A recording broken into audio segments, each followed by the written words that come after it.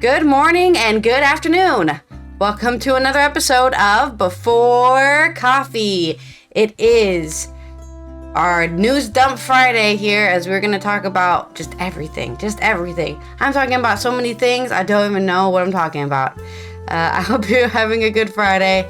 So let's go ahead and get into our headlines. Today on Before Coffee. Do you use screens often? You're probably at risk of cybersickness. Here's what you need to know. Dow Jones jumps 520 points as investors cheer inflation news, and we talk about reverse mortgages. EU countries need to curb irregular migration to prevent far-right surge, says Manfred Weber. And Trump gets a gag order, George Santos faces expulsion, and we cover November's deaths today. Culture overwhelm. How social media is changing our movie and TV watching habits. Those stories and more, which is National Pie Day. Not the number, the food. The first day of December 1st, 2023 on Before Coffee.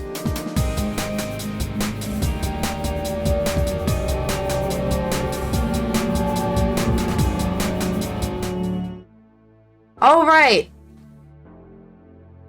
Time flies by fast. And we are starting with our first news story today from Ocean Dubois on Euronews Next. From motion sickness to eye strain, electronic devices can have serious effects on our health. And how do we prevent them? I know I've experienced this after a long day of streaming, staring at my screen, and I just want to close my eyes and not ever see again. Do you use screens and often have red eyes, nausea, or pulsing headache? If that sounds familiar, you might be suffering by something known as cybersickness. As well as these initial signs, there is a broad range of conditions that are believed to be induced by heavy daily screen time. However, nausea and feeling queasy are primary symptoms of cybersickness, a type of motion sickness. In reality, what you're experiencing is a conflict between different parts of your body and how they are simultaneously interacting with their surroundings. Usually it's with their eyes perceiving one thing, the movement on screens, for instance, and the rest of your body taking in another thing, i.e. the stillness of your position. Wait, you're telling me you guys don't rock back and forth like this when you're playing video games? The more encompassing term is vision-induced motion sickness, VIMS. John Golding, a professor of applied psychology at the University of Westminster in the UK, told Euronews Next. Cybersickness happens with most immersive technologies, like virtual reality, but Golding said that reports of people experiencing it can be tracked to the first film screens by early pioneers of cinema, the Lumiere brothers, and at the turn of the 20th century. In the 12th century. In the same ways, not everyone will be affected by traveling in a car. Some people are more sensitive than others when it comes to VIMS. Yes, I actually do think I have a friend who, when he plays VR, gets very sick and has to sit down. So this is definitely true. People who are susceptible to migraines tend to be much more sensitive, said Golding, as well as people suffering from conditions that affect vestibular systems, a part of the inner ear affecting balance, spatial awareness, and eye reflexes. So given the pervasiveness of screen use in most people's daily lives, how do we avoid or deal with the impact of cybersickness? To mitigate VIMS, or VIMS, I guess, one option is to simply stop, Golding says, but that's not possible. Some techniques proven efficient on classical motion sickness can help. You can try controlled breathing techniques. It's free, and it doesn't have any side effects, said Golding, adding the study showed that alone it was at half as effective as a standard anti-motion sickness drug. Moreover, when it comes to undesirable side effects of screens, taking breaks and moderation seems to be the key to preserving your health. Screen time impacts all aspects of daily life regardless of your age. So physically, your sleeping time is shortened and often poor quality. Dr. Sylvie de Osica, pediatrician at Jean Verdier Hospital in Bondy, France, told Euronews Next. With sleep being impacted, a lot of cognitive functions are therefore impacted. Moreover, it's important for children in particular who are more vulnerable to symptoms to set a healthy example when it comes to screen time management. The parent must be available to the child, so he or she must not be distracted by the screen himself or herself, Osica said, adding that it was very important to set rules early in childhood. Children under 6 have everything to learn, and no application or audiovisual program in education no application or audiovisual program is educational at this age, despite what the tech industry would have us believe. Oh, having children use phones isn't useful. Okay, that's what they're trying to say. Don't make your toddler use a computer. It's pointless. In the last few years, experts coined the word technoference.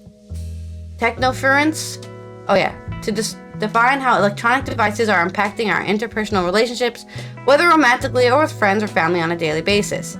I'm sorry, but all electronic devices have impacted my interpersonal relationship positively. I wouldn't have any friends if it wasn't for the internet, but so how do you... It's not really interfering with my life when techno-inference is taking up so much space. A general principle for assessing excessive screen use is a reduction in activities other than screen time, with a steady increase in screen time, said Osika. When you stop doing sport, music, or going out, when you meet up with friends or family less and less often, you need to be concerned and take action, she added. When it comes to more benign side effects like eye strain, a condition that can cause symptoms such as blurred vision, headaches, and dry eyes, taking breaks is also beneficial. For example, the 20-20-20 rule is a simple way to help prevent it. Yeah, I was just going to talk about this. For every 20 minutes looking at a screen, take 20-second break and look at something that's at least 20 feet or approximately 6 meters away from you. So, 20 minutes, you look out the window for 20 seconds, stare out at some birds in the trees, and then you can continue. And it really does help. I agree with this. Maybe even 21 seconds. Oh shit, I took up my screen time. Okay. This will help you relax your eye muscles and reduce eye strain. Research by a team at the UK's Aston University found in a 2022 study published in collaboration with the University of Valencia in Spain. The researchers used a special software on laptops used by 29 participants, which tracked their gaze direction every few seconds using an inbuilt camera. After 20 minutes, the participant was prompted to rest for 20 seconds. Measured over the course of 2 weeks, the teams were able to determine that the 20-20-20 method resulted in less dryness of the eye, sensitivity, and discomfort. It's easy for others to replicate the effect of software used by setting a timer on their phone or downloading a reminder app. James Wolfson, a professor of optometry at Aston University, who led the research, said in a statement when the study was published, "It's a simple way of reminding yourself to take regular breaks for the good of your eyes." Other advice ranges from keeping your computer screen clean at over 600 centimeters from your eyes and not too brightly lit to avoid constant strain with the rest of the room, according to Specialized Media Healthline. 60 centimeters. Well, I think we're at a good 2 feet, so good job, me. I did it. You're even farther away. You're like 3 meters away from your screen, so you're getting eye strain the opposite way. You have to go, where is it? I can't, it's too far away. I'm a good 6 feet, 7 feet. Okay, my story. I was reminded of that song, Life During Wartime. I was listening to last night. About why you were talking about this. First world problems, right? Eye strain from sitting in front of a monitor. Well, people are starving everywhere. Hey. I was going to cover war today, but we'll just cover you good news. Some good news is the Dow Jones, which is a measure of stock market in the United States of the 500 hottest stocks, as you'd say, jumps 520 points as investors cheer inflation slow down. This is from Alan Schurter of CBS News, a short article. Stocks ended November with a bang, with the Dow Jones Industrial Average jumping 520 points on Thursday, and financial markets posting their biggest monthly gain in more than a year. The Dow rose 1.5% to close at 35,951, with investors cheered by the new government report showing that inflation was continuing to ease. The personal consumption The Personal Consumption Expenditures Index, the Federal Reserve's preferred inflation gauge, fell to 3.5 in October, excluding volatile food and energy prices, down from 3.7 the previous month and nearly 5% as recently as May, the new labor data shows. Progress, in short, has been startlingly rapid compared to policymakers' expectations, analysts with Pantheon Macroeconomics said in a report. The sharp fall in inflation since Another closely watched barometer, the Consumer Price Index, peaked at 9.1 in June of 22, has raised investor hopes that the Fed will shelve its efforts to cool economic growth by pushing up borrowing costs. Some Wall Street analysts now forecast that the central bank could move to trim its benchmark interest rate by the middle of 2024. Wall Street analysts are also increasingly confident that the U.S. will dodge recession despite the Fed's aggressive campaign to quash inflation. Although job growth has slowed, pushing the nation's unemployment rate to 2.9, the highest level since 22, most economists think the labor market will avoid the kind of steep downturn historically has followed a rapid increase in interest rates. All three leading stock indexes posted solid gains in November. The Dow was 8.8, the S&P 500 added 8.9, the biggest monthly increase since July of 22. This rally has been dramatic in its moves, said Quincy Crosby, Chief Global Strategist, LPL Financial. What you want to see is the next leg up as we close the year. November is a strong month for the market, but so is December. So there you go, rich people changing money and making money. Dow Jones Industrial goes up. That means people are buying stocks, whether they're worth anything or not. And as I promised, we're going to cover if you're old and you watch anything related to news, you will see a reverse mortgage commercial. Usually, my favorite one is with Tom Selleck, who comes on there and says it's not his first rodeo, and then I just sit there and go, Tom, you're not at a rodeo. You're not at a rodeo. It can't be your first rodeo because you're not at a rodeo. There's no cows, none of that stuff. You're just in a commercial. So anyway, the reverse mortgage scam is explained by Dana George of Fool.com on the Motley Fool, which is a financial interest paper. If you run into If you run into financial issue as you age, you may be tempted to take out a reverse mortgage. After all, reverse mortgage companies make it look as if you're borrowing from yourself. Here, we'll lay out all the good, bad, and ugly features of the reverse mortgage, as well as the possible reverse mortgage scams you want to avoid. What is a reverse mortgage? When you purchase a home, you typically make monthly payments to a mortgage company. Reverse mortgage turns that arrangement on its head. Rather than pay a lender to stay in your home, you receive monthly payments each month from the equity in your home. The most common reverse mortgage is called a home equity conversion mortgage. Not everyone is qualified to take out a reverse mortgage. Borrowers must meet the following criteria. The money you receive from a reverse mortgage is not interest-free. Rather than pay interest to a mortgage company, interest and fees are added to the rising loan balance each month. The money you receive through a reverse mortgage plus interest and fees must eventually be paid back. It is normally repaid back when you sell the property or after you die or when your heirs sell the property. How do reverse mortgages work? One downside of reverse mortgages is that they can be confusing.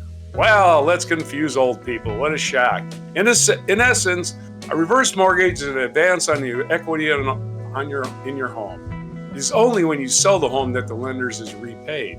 While you can make payments on a reverse mortgage if you want to, most people do not. Instead, they receive monthly payments, a lump sum, a sporadic withdrawals of equity. Each payment lowers the amount of equity left in your home. Although you don't have to make any payments to the lender, you're responsible for paying the property taxes, HOA fees, maintenance, and upkeep of the home. Failure to do so gives the lender legal right to foreclose on the property and call your loan as due. Yep. Whether is a reverse mortgage a ripoff? Well, I say 100% yes, but let's go ahead and look at it from the ripper-offer's point of view, I guess. Whether a reverse mortgage is a ripoff is a tricky question. Of course, this is coming from a money manager who wants their grubby bits on your money. Keep that in mind.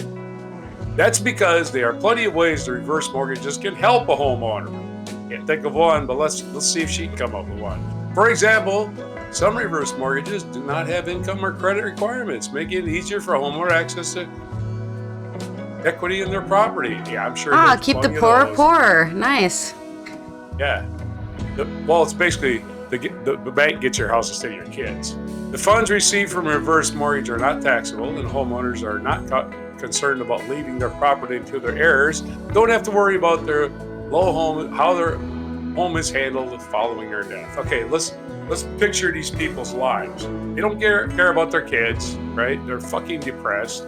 I don't care about my fucking kids. Here, take it, right? However, the dark side of reverse mortgages also be considered. There was a bright side in there somewhere. What was that again? What was the bright side? I didn't see it. Okay, like any con job, now she's calling it a con job. What is a reverse mortgage scam? Like any con job, a reverse mortgage scam begins by gaining the trust of a homeowner. Scammers have a special ability to zero in on what desperate people need. They lie about what a reverse mortgage can do for the homeowner and fail to fully explain how much it will cost. Some reverse mortgage scams work by scaring elderly homeowners into making expensive repairs they don't need. Given the number of homeowners who have lost the property to this type of scam, it is safe to say that scammers prefer to work with homeowners who don't ask too many questions. For that reason, they often target people who don't speak English well or older homeowners who they can confuse. What are you saying? Old people get confused? What does he mean by that? Somebody help me! I need my meds. No two scams are precisely alike. Scammers tailor them to their con to fit the needs of a specific homeowner. However, there are several. Most common, here are several. Several? Well, I'm not going to give you several. I'll give you the equity theft one. It takes an entire team to make the equity theft scam work. The equity theft scam takes place when a dishonest appraiser, attorney, and loan officer work together to inflate the value of a home, making the homeowner believe that there is more equity in their home than there is. The scammers excitedly encourage the homeowner to take advantage of all that equity by taking out a reverse mortgage. Don't worry, they say, we'll take care of everything for you. Once the homeowner has signed the reverse mortgage papers, the crooked appraiser, lawyer, loan officer handle the documents. Once the loan closes, they take the proceeds and leave the homeowner with nothing. House flipping. In this scam, the con artist convinced the older homeowner the best way to use equity in his home is take out a reverse mortgage and use the proceeds to buy a fixer-upper. The scammer then promises to flip the house so the homeowner can use it as a rental property. The scammer then buys the cheapest house they can find, makes just enough repairs to make the homeowner believe that they're carrying through with their promise, and then takes off with the rest of the money. By the time the homeowner realizes what has happened, they've lost all the equity in the primary property and have a rental home that is in total disrepair. So there's just two of the scams. If you have equity in your home, don't forget that money could just be borrowed and paid back. You don't have to take out a mortgage. Anyway, it's called a home equity loan, and they don't have a whole bunch of extra things attached to it. They just have a note on your home. But these reverse mortgages definitely have a note on your home. So, I mean, at least they're nice enough to give you a house at the end. It may be a shithole that you're renting, but at least you're not homeless. They're not completely heartless. How would you feel if I left everybody with nothing because of my freaking... I don't know, because I just don't even think about... waiting for the cash out, I'm not really... Oh boy, I can't wait for my parents to die so I can get their cash. I don't have that point of view whatsoever. Not even an inkling of me is curious. Okay, you gotta do the empathy thing, okay? Where you put yourself in someone else's place, not you specifically. To say, okay, well, my parents got killed in a car accident, at least I got a house I can pay for the funeral expenses. Oh wait, I don't. Anyway. It's sympathy, because it's not... Empathy is being actually able to feel the emotions. I can sympathize with it for sure. I'm just saying... I think this is all... I agree with the article and that it's a scam, and I feel really bad for the people out there who have unfortunately been taken advantage of. By rich celebrities. That's what pisses me off. Rich celebrities like Tom Selleck can go fuck himself. Sorry. Magnum PI my ass. Right, go ahead. All right. Anyways, let's go ahead and go to our next story here, which is on the EU and how whether you want to blame immigrants for why there's far right, or you need far right because there's immigrants. Immigrants are to blame no matter what they do.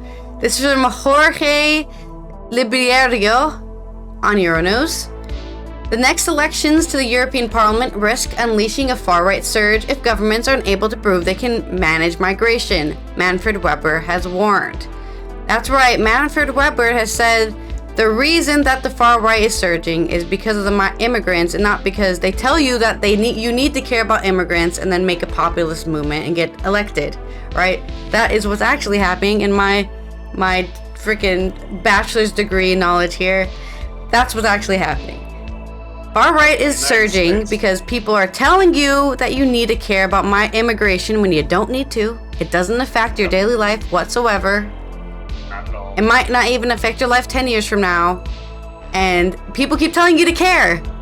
And then because you care, you go, oh shit, I'm gonna believe freaking Tom over here is telling me immigrants are ruining the country and I need to get them out. So Manfred Weber here is exacerbating the issue by constantly talking about how immigration is the issue when it's really not the issue. We need immigrants because there's nobody to work in the country. The birth rate's going down. People want to see results. And that means, practically speaking, we have to lower the number of irregular arrivals. The leader of the center-right European People's Party said on Wednesday morning. In the first 10 months of 2023, the European Union saw nearly 331 irregular border crossings with the central Mediterranean route, according to the vast majority of incidents. The figures represent the highest level for that period since 2015. Can you please compare that with the birth rate and tell me how that levels out the population increase in each country, please? Thank you. I would like some science. The reception centers in Austria, Belgium, the Netherlands, and Germany are full. People see the pictures from Lampedusa. That's reality on the ground, Weber went on. People want to have a state that is solving problems, that is managing things, and until now, we haven't done so. 60% of those arriving by the Mediterranean route are not allowed to stay. They have to return, and they don't go back home. On returns, the state is not functioning. During a meeting with journalists attended by Euronews, Weber, whose group is the largest formation in the European Parliament, reflected on the recent results of the Dutch elections, which brought about the surprising victory of Geert Wilders and his far-right, anti-Islam PVV party. I think People for Freedom or something. Party after a campaign dominated by the cost of living crisis, the lack of affordable housing, and the increase in asylum seekers. I want to point out that the Party for Freedom doesn't want people to freely enter the country. The outcome was interpreted as a harsh rebuke to the centrist parties that have dominated Dutch politics for more than a decade. Although it's still unclear if Wilders will be able to secure a governing majority and become prime minister, his strong showing has raised fear of a far-right surge in the next European elections, scheduled to take place between the 6th and 9th of June. Opinion polls already show far-right parties enjoying a strong position in countries like France, Germany, Austria, and the Flemish region of Belgium, with Portugal and Romania. They have begun an upward trend. Interesting they didn't name Italy here. Italy is famously far-right. Echoing those fears, Weber called a European Parliament member and member states to wrap up the new pact on migration and asylum before Europeans go to the polls so the government has something to show the skeptical voters. I really can't believe this, right? I can't believe there's a majority of people in Europe that are like, oh, gross, other people from other countries, but I'm not old. Like, I think these are all the largest bloc in Europe right now is very old people, you know, who can't even remember their grandchildren. And they are, I guess they're the ones who are voting for this. I don't think young people are. I don't think people my age, middle-aged people are. But, you know, I guess I'm just a good person and everyone around me is bad. The new pact is a comprehensive reform of the bloc's common policy that foresees a permanent system of mandatory solidarity to ensure that the burden is effectively shared between the 27 countries. The overhaul, which compromises 5 different but interlinked pieces of legislation, is in the final stretch of negotiations. We need a solution.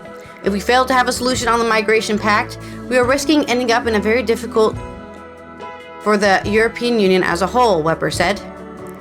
If we go too far, from a left-wing perspective, then we risk being up the deal on the council side, he added, referring to the breakthrough agreement that member states struck in the spring after a day of marathon talks in Luxembourg. I see politicians who neglect the problem, who don't see what is happening on the ground.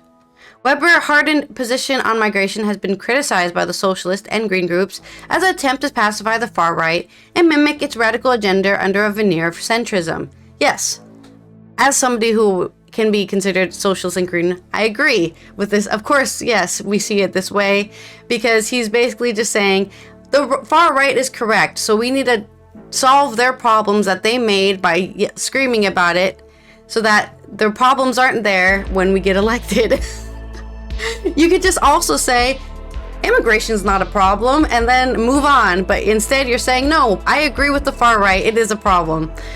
Several parties that belong to the EPP have in recent years entered a coalition agreement with far right formation in order to reach power. So they drop all their ideals in order to get the votes. In Italy, the EPP-affiliated Forza Italia is one of the three parties that props up a government of Prime Minister Giorgia Meloni, which has been described as the most hard-right executive in the country's history. I would say in Europe, even. Not European history, of course. We've got Hitler. Earlier this month, Meloni signed a protocol with Albanian Prime Minister Edi Rama to outsource the processing of up to 36,000 asylum applications per year to Balkan countries. The deal is unprecedented and has raised serious questions about the extraterritorial and application of EU law and potential human rights violations. I think telling people you can't come here is a human rights violation. Meloni has defended the protocol as a natural development of the EU's renewed focus on external dimensions of migration and a catch-all term to promote closer cooperation with countries of transit and origin with the ultimate goal of preventing irregular arrivals. The strong attention to the external dimension has caused friction between conservatives and progressives in the European Parliament, with the former energetically supporting the approach and the latter urging caution and solidarity. We have to invest in these talks, and we have to start these talks from a perspective of listening, not lecturing, Weber said, name-checking Turkey, Tunisia, and Egypt as viable partners. So far, the only EU-wide result from the external dimension has been the Memorandum of Understanding, which earmarks more than 700 million euros in funds across 5 thematic pillars, including financial assistance and border management. Since its signature in July, the memorandum has attracted intense scrutiny from lawmakers, media, and humanitarian NGOs due to the dire record on human rights in Tunisia and the racist rhetoric of its president, Kais Saied. The memorandum was plunged into uncertainty in October after President Saied ordered the refund of 60 million in budget support after dismissing the money as charity. We did cover that back in October, where he was like, I don't want your money, you guys just are looking down on us. Okay, dude. The European Commission insists work is ongoing to implement the 5 thematic pillars, but no further disbursement have been announced. Weber, however, seemed optimistic and said, if the bloc delivers on the investment promises made, the country will in turn help us fight against smugglers. There's only smugglers because you're not letting people in the country because you keep on saying it's a problem. I know things are not easy, but we have an opportunity to work together with our neighbors, Weber told journalists. The agreement is the most urgent thing. It's like, hey, can we just put all our problems on somebody else? People who aren't even in the bloc, can we just have them deal with it? It's fine. We'll just tell them, go over there. Yeah, it's fine. Whatever, dude. Don't agree with this guy whatsoever, as you can tell. Your story. How many countries in the EU? 27? 27. 27 countries. A totally diverse group of countries trying to practice hegemony. How's that going to work? Not very well. No.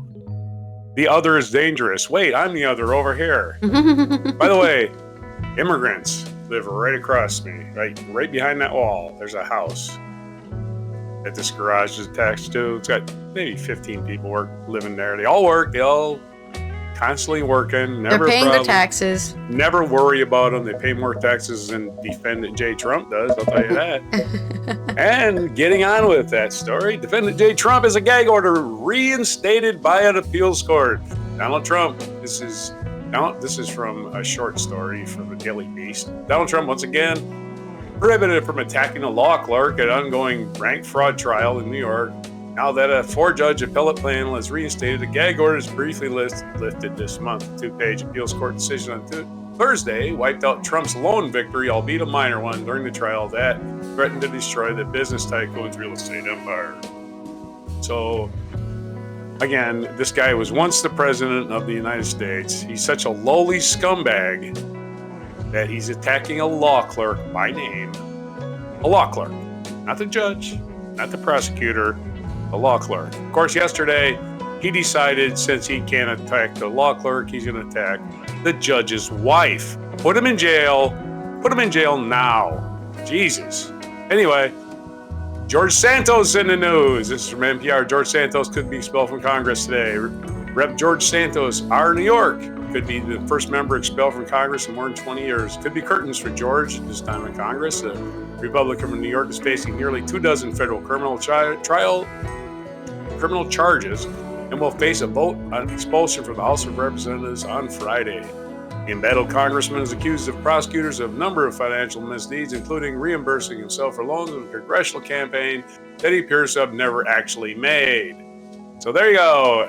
America's favorite cross-dressing volleyball player is probably going to get expelled today because the Republicans raised it this time.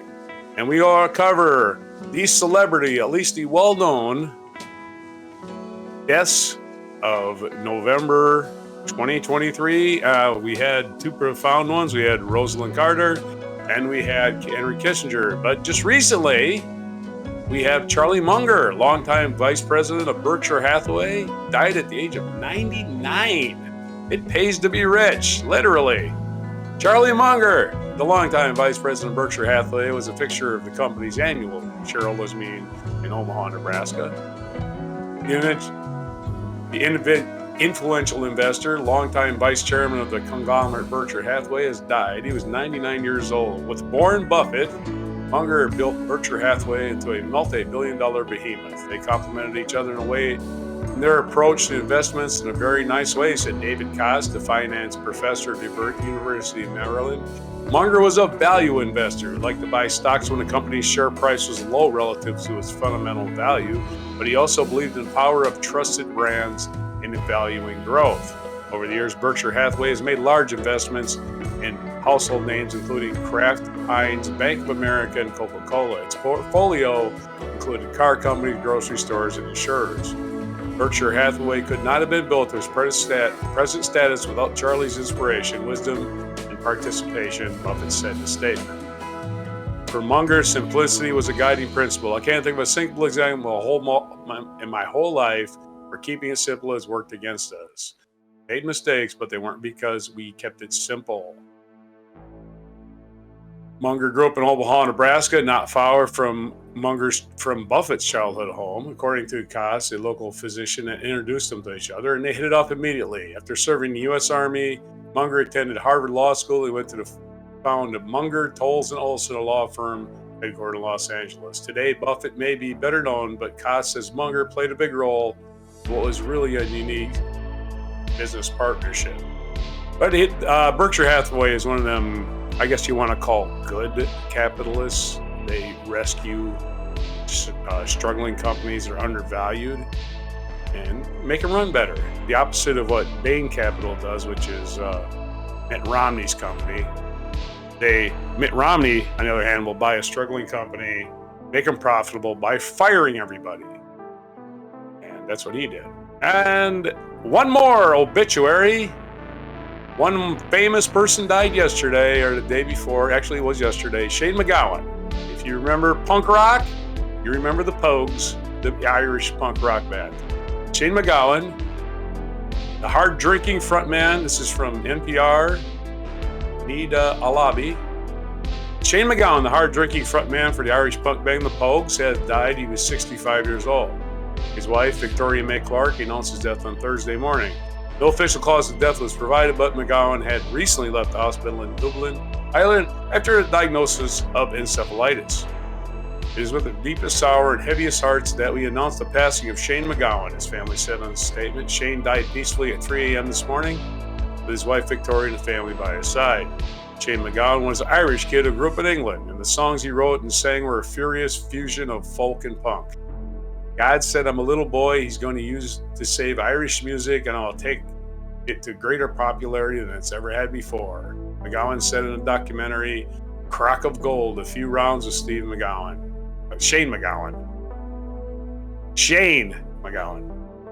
His band, the Pogues, was once described as a barroom brawl with instruments. McGowan, with his combustible champion, his drinking was its combustible champion. His drinking and drugging would destroy his body, but McGowan led the Pogues to international renown. People have been giving Shane 6 months to live every year since he's been 19. Pogues guitarist Philip Cheverton told NPR in 2006, he left the world one of the darkest and most moving Christmas songs ever written. Fairy Tale of New York, released in 1987. I know he's got a reputation for outrageous behavior, lots of alcohol in his act, but one of the most well-read, sophisticated people I've ever met, music producer Hal Wilner told NPR's Fresh Air in 2013. I'm just following the Irish way of life, McGowan said in Crock of Gold. Cram as much pleasure as you can in your life and rail against the pain that you have to suffer as a result, and then wait for it to be taken away with beautiful pleasure. So there's your guests of November. Back to you. Wow. Some punk rock has lost another one. Okay. In more culture news, we're going to talk about how we have changed how we watch films and how that might be affecting our overall experiences. Of course it is directly, but also how it may alter how people create things now because how we watch things differently. This is from Amber Louise Bryce from Euronews Culture. Too much to watch? Too little time? An influx of movie and TV summaries on TikTok and YouTube are altering the way we consume traditional media. Clarissa's friends are always talking about new TV shows that she hasn't seen. In an attempt to keep up, she used to binge watch whatever latest series was, only to find that the time she saw her friends again, they'd already moved on to the next thing. Instead, she turned on to online summary videos and websites. You might have seen these if you've watched any shorts, even a little bit. They pop up so all of a sudden. The title of the video will be basically a really long summary what the movie is. Like, the example they're giving here is 2 men pee in front of a statue, but they instantly regret it. But it's actually for the movie called The Change Up from 2011. But they avoid copyright by doing that. They show scenes of the film and really fast, and it has like this robotic dialogue going over it, going, and then they are very sad, and then they decide to go over here. It's terrible. But it is a great way to find out what happened in the film, I have to agree. Is it good? No. But it is quick. 15-second summary of an entire film. You don't get the experience though, do you? I haven't really done this with movies as I can catch up in 1.5 hours. But when it's a series with 24 episodes, plus potentially multiple seasons, it just seems virtually impossible to watch it all, says Clarissa. Overwhelm and FOMO, fear of missing out, are increasingly common problems for avid pop culture consumers, with the sheer amount of new releases far outpacing the rate of which people can digest them. Bite-sized synopsis of movie and TV shows on YouTube have become a popular solution, not only for quickly catching up, but also for those that want a reminder of something they've already seen. Wait, what did happen in the movie The Change Up? Oh, that's right, they did pee in front of a statue, but instantly regret it. They did do that. Some of their most watched videos are for lesser-known straight-to-streaming videos that might have certain unique plot points, but as a whole aren't very good. The speedrun commentary, told in a controversial way, allows viewers to experience a simple snapshot of a storyline without any potential disappointing filler. Mystery Recapped honestly improves upon the movie with his clever commentary, not to mention how good it is that I can rewatch movies which I forgot, without having to waste hours doing so, for a portion of excitement I had the first time around, a Reddit user writes. Just, as a cinephile, man, this is killing me inside. Like, I love rewatching films. It's not a waste of time to rewatch a film. Plus, you don't get the metaphors if you're just getting the plot points. I just love, like, this leisure activity is a waste of time. That is what leisure is. Doesn't do anything. It doesn't make you money.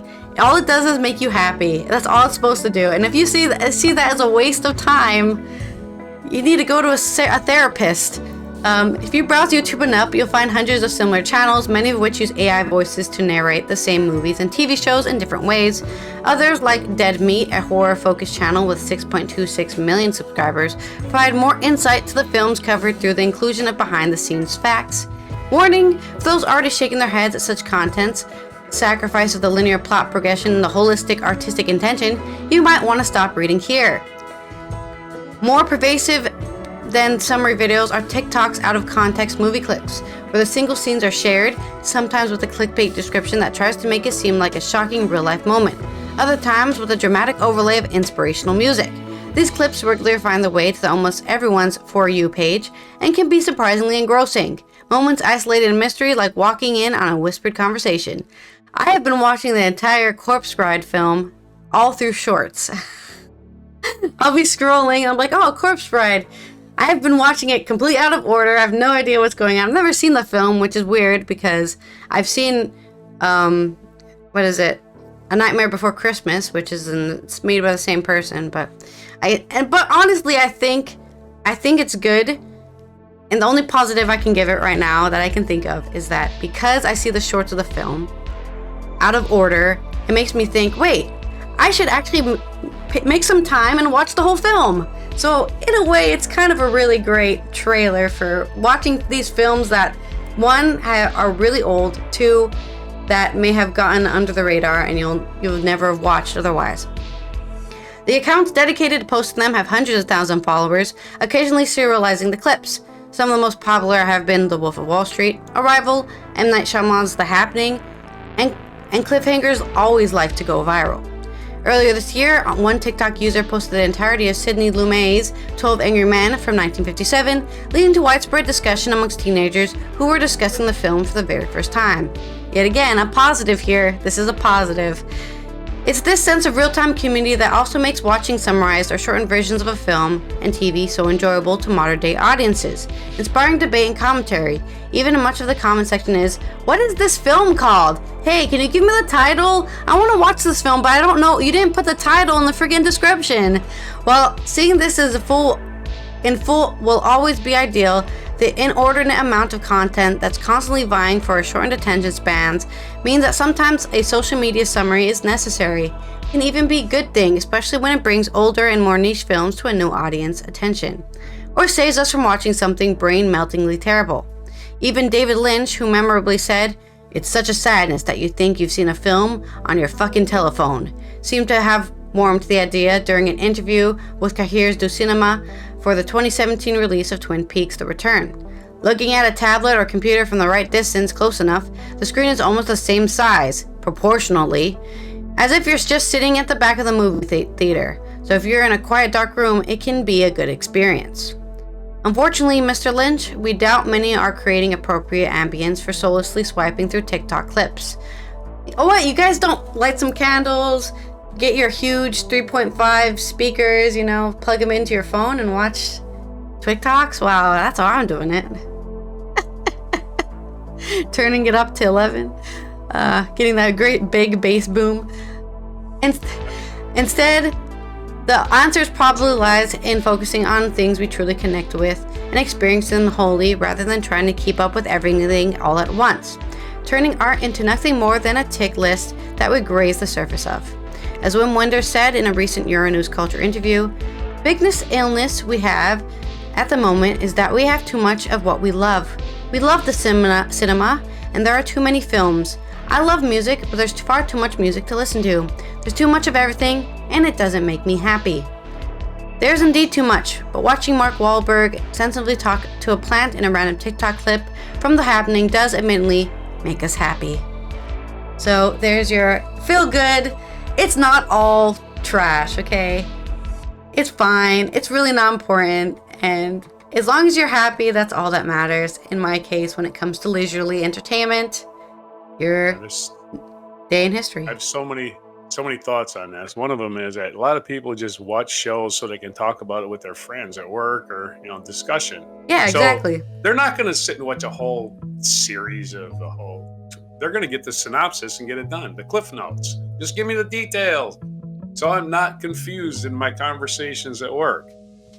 I give an analogy of a sports fan who watches sports because they gamble, and a sports fan who watches sports because I really love sports. The sports fan is in every play, live or die. The gambler's like, just tell me the spread and who won. Yeah. You know? Give me the details. Yeah, I want to make money on this. This is a thing that I'm not emotionally involved in, other than if I win or lose. This is On This Day in History. As we wind this down, 1761, Marie Tussaud, the founder of Madame Tussauds Museum of Wax Figures, was born in France. Oh, I didn't know she was that old.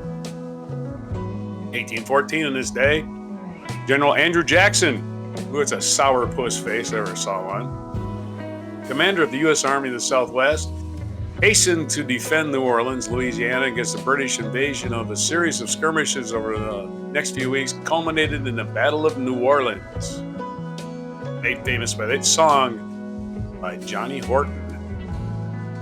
Ever heard it? Go listen to it. It's called The Battle of New Orleans by Johnny Horton. Great song. 1825, Russian Emperor Alexander I died unexpectedly in southern Russia.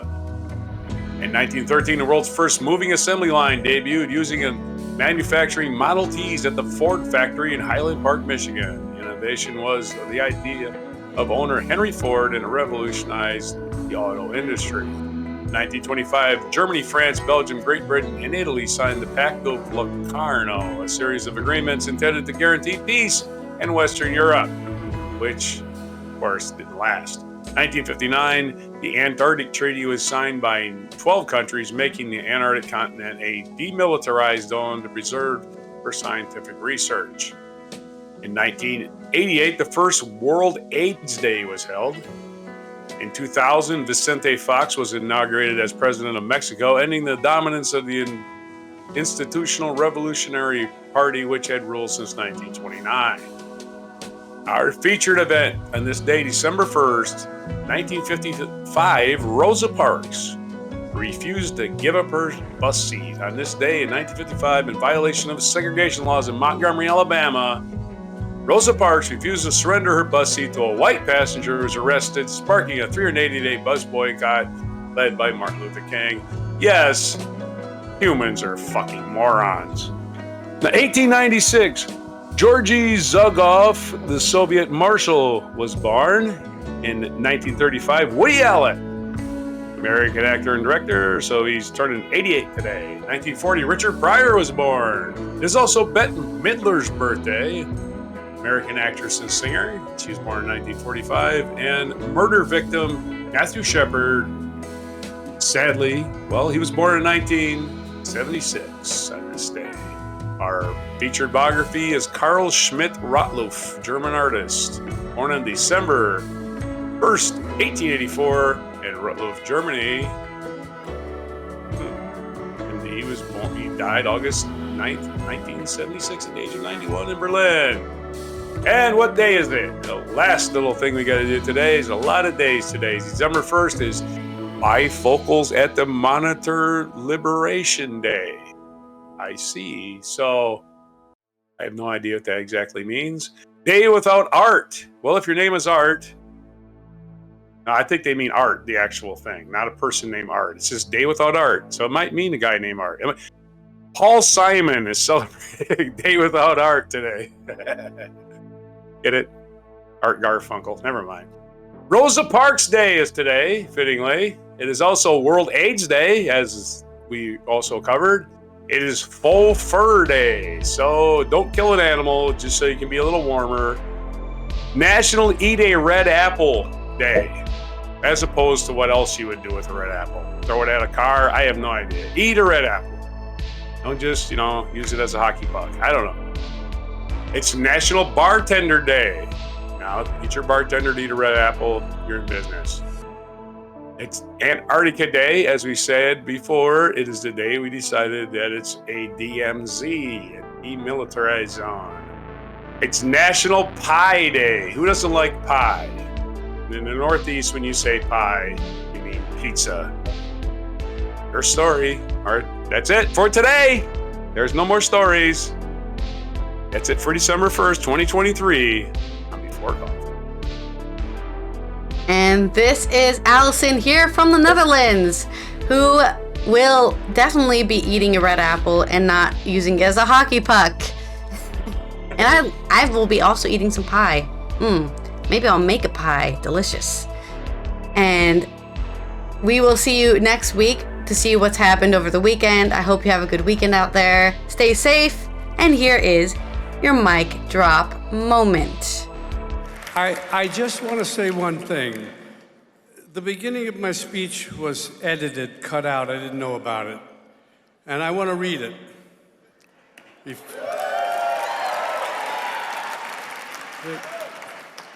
It was, thank you. History isn't history anymore. Truth is not truth. Even facts are being replaced by alternative facts and driven by conspiracy theories and ugliness. In Florida, young students are taught that slaves developed skills which could be applied for their personal benefit. The entertainment industry isn't immune to this festering disease. The Duke John Wayne famously said of Native Americans, "I don't feel we did wrong in taking this great country away from them. There were great numbers of people who needed new land, and the Indians were selfishly trying to keep it for themselves." Lying has become just another tool in the charlatan's arsenal. The former president lied to us more than 30,000 times during his thank you, years in office. And he's keeping up the pace in his current campaign of retribution. But with all his lies, he can't hide his soul.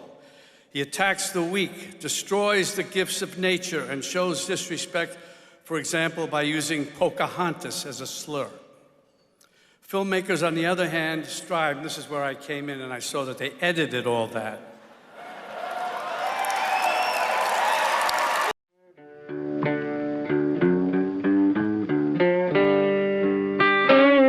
Be sure to hit the like, subscribe, and notify buttons, and follow our other channels, Toxic Alley, History of Gravy, and Scratchy Old Records.